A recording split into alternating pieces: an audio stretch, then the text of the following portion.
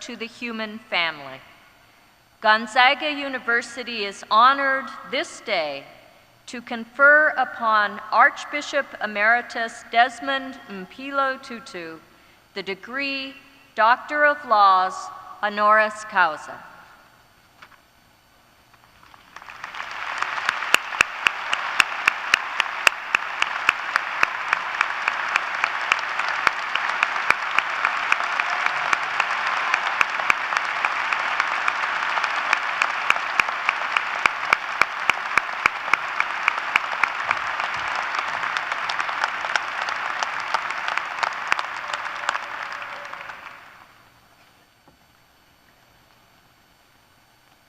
Mr. President, Mr. Vice President, Chair of the Trustees,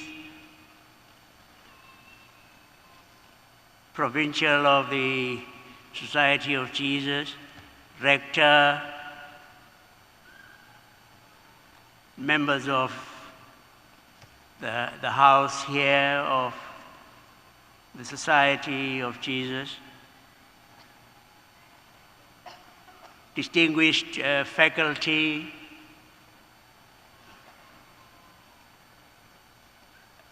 graduating class of 2012, and all of you mothers and fathers and sisters and brothers who are going to be celebrating madly. It is a very, very great honor and privilege to have been invited to give the commencement address on such an auspicious occasion, kicking off the celebrations of this great university.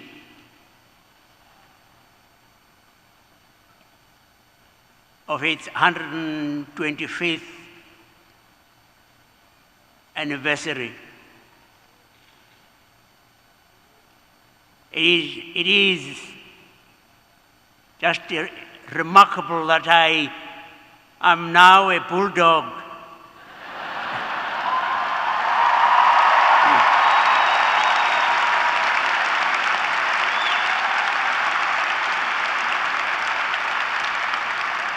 Thank you very much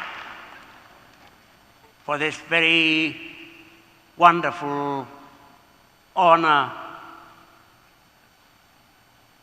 at this fantastic institution, founded by some of the most remarkable minds in the Christian community.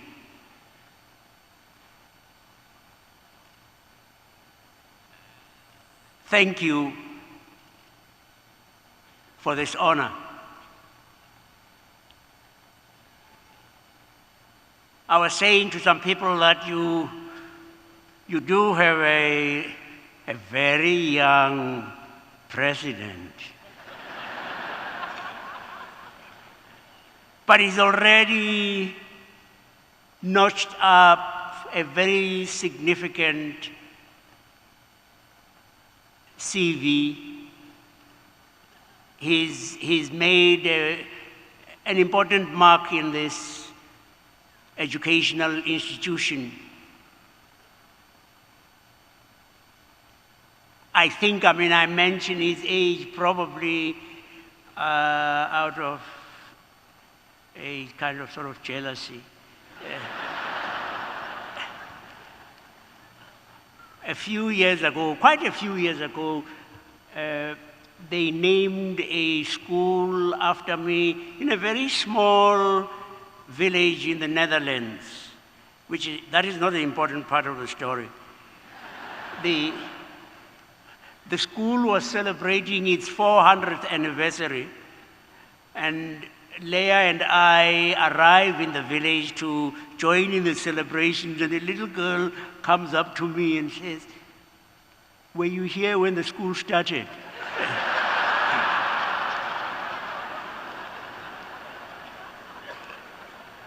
I knew that I was decrepit, but I didn't think it was quite so obvious. It is wonderful to be here. And maybe some might have a curiosity, why have you come? Well, I was part of something called the Semester at Sea 2 years ago, and Hugh White was our executive dean. And she said, well, I think you probably ought to come and give the commencement address. You know, on that ship, when Sue said, jump, I said, how high? How? So her wish was my command. I'm glad that I, as it were, succumbed and wanted to come here. But I want to tell you too that the other thing that made me want to come, even though I'd announced for the umpteenth time that I am retired, I received a copy of something called One World from here. And it just blew my mind. And I just want to congratulate all those students who are responsible for that publication, because it was describing some of the fantastic things that your students do. And so my resistance to coming was undermined very considerably. But I have to tell you, I can't resist young people. I am addicted.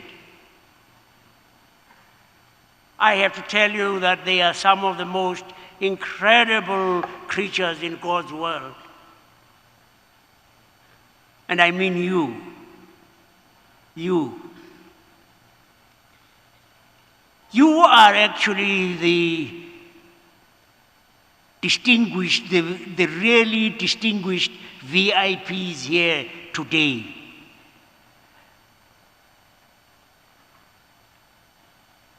I know you are going to be nice to me. I come several thousands of miles away, and you're not going to be too nasty, are you?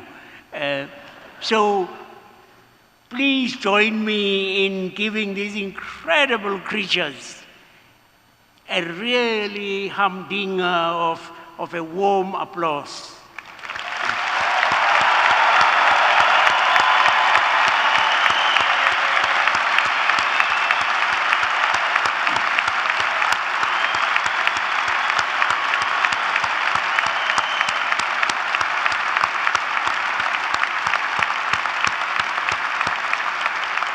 Thank you. We salute you. But I know that you too know with every fiber of your being that you wouldn't be where you are. First, without the support of your families, your significant other, your spouses, yes. And these dear, wonderful people here, the faculty, who some of them are a little bemused to see that some have actually made it. So I ask you, the graduating class, I think you should stand and give all of those people, your families, your your supporters, your everything, and then your teachers. Just give all of those a very, very warm hand. Come on!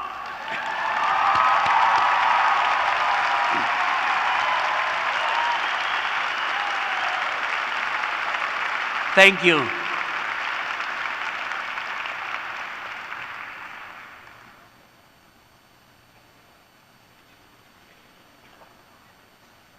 Have you discovered just how, it's quite extraordinary, that God, the omnipotent one,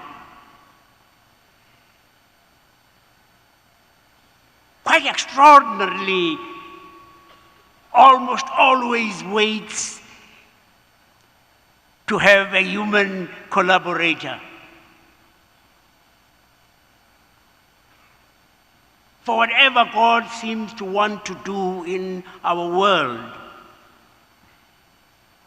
if there are hungry people, so far as I can make out, I've not yet seen hamburgers floating down from heaven. That if hungry people have to be fed, the omnipotent one is unable to do this without human collaborators. And one of the fascinating things, looking at salvation history, looking at how God has dealt with God's world, it's quite extraordinary actually to think that God has had as God's favorite collaborators, co-workers. Have you noticed? Young people, a Joseph, a David, a Jeremiah, who complains to God, oh please God, I don't want to be a prophet. I'm too young. And God says something quite extraordinary to him. Hey, Jeremiah, you are not an afterthought, man. Before I formed you in the womb, I knew you, I chose you.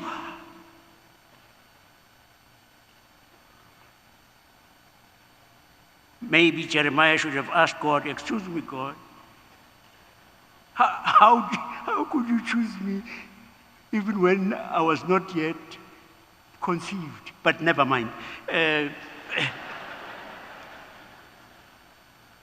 God says something quite extraordinary, which is applicable to all of us. You aren't an accident. Some of us might look like accidents, but none of us is an accident. Isn't that fantastic? That God knew there was going to be a you and a you and a you and a you and a you and a you from all eternity. And that God knew that you were the one totally indispensable. Fantastic. So God goes to this village and sends the archangel who comes along and knock. Who's there? Archangel. Archangel who? Gabriel. Hello. Mary. Yes. God wants you to be the mother of God's. What? You know, in this village, you can't scratch yourself without everybody knowing about it. And you want me to be what? An unmarried mother. Sorry. I'm a decent girl, try next door. We would have been in a real pickle. Mercifully, of course, Mary says, "Behold, the handmaid of the Lord, be it unto me according to thy word." And the whole universe, the whole of creation breathed a cosmic sigh of relief. And so a Jesus is born. But just note, he dies at 30. Another young person. And we could go on. A Francis of Assisi. And you here are at this university, named for a young man who died at 22, caring for people in a plague, and he succumbed to the plague. Hey, you're fantastic. God says to you, please, please, please dream. Please dream. Don't allow yourself to be infected by the cynicisms of oldies like us. Dream. Dream God's dream. Dream as you are these incredibly idealistic creatures. You do believe, don't you, that this is a world that can become a world where war is no more. Just think of the billions that we spend on instruments of death and destruction. Billions! When a minute fraction of those budgets of death, obscene amounts, minute fraction would ensure that God's children everywhere had clean water to drink. That children would not die because they couldn't afford cheap inoculations as they do just now. God says, dream. Dream of a world where poverty is no more. Dream of a world that is marked by an equity where everyone has a decent life. We can have such a world. And God says, please dream. You know what? I used to come to this country a long while ago, just about this time when people have to be worried about exams and degrees and credits and whatever. And I don't know what cockles are, but the cockles of my heart were warmed each time I came to these institutions. Students were not worrying about grades or anything like this. They were sitting out in the hot sun because they were demonstrating asking their institutions to divest. And you had a very popular president who was opposed to sanctions against South Africa. And you had a movement called Free South Africa Movement. It was not just students exclusively, but they were a very important part of a movement that did something that was extraordinary. You actually helped to change the moral climate in this country so that Congress was able to pass the legislation, anti-apartheid legislation, with a presidential veto override.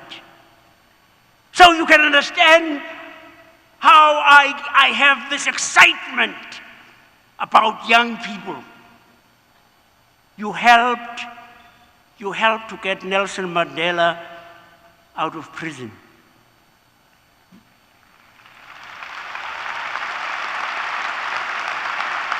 You helped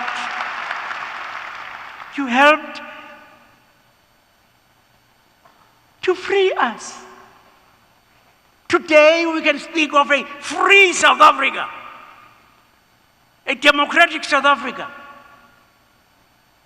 a South Africa that is seeking to be non-sexist, non-racial, democratic. You were part of that movement to change God's world, to make it beautiful. Go out, you extraordinary creatures. God says, please, please help me. Please help me, says God. Please help me to make my world more hospitable to gentleness. Help my world become more hospitable to caring, to compassion, to sharing. Help me, help me, help me, help me, help me, help me. God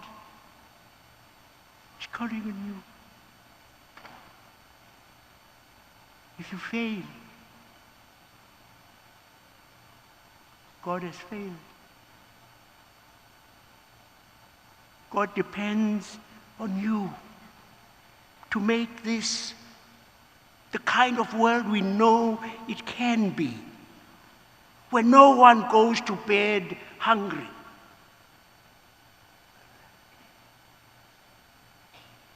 God says, please, please, my children, help me.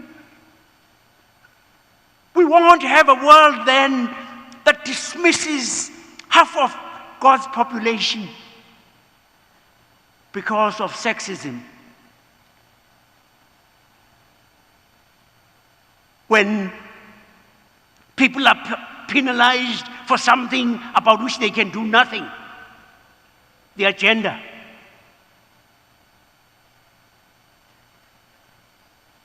You help to free us from a system that penalized us for something about which we could do nothing, our ethnicity, the color of our skin. God says, help me so that we can have a world where we don't penalize people for something about which they can do nothing. Their sexual orientation.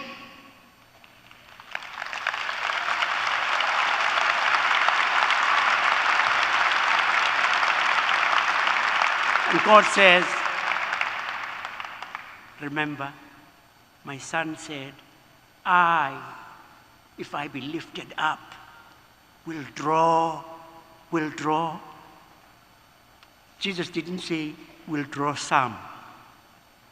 Jesus said, I will draw all into this incredible divine embrace of love that won't let you go. All. Beautiful, not so beautiful. Clever, not so clever. Tall, short. Streamlined, not so streamlined. Black, white, yellow. Hey, all. Gay, lesbian, so-called straight, all.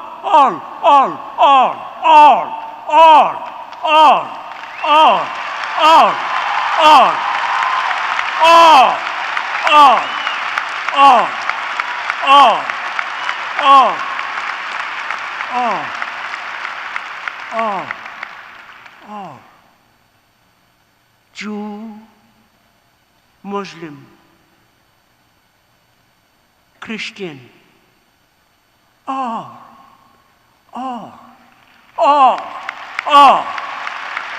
God says, help me.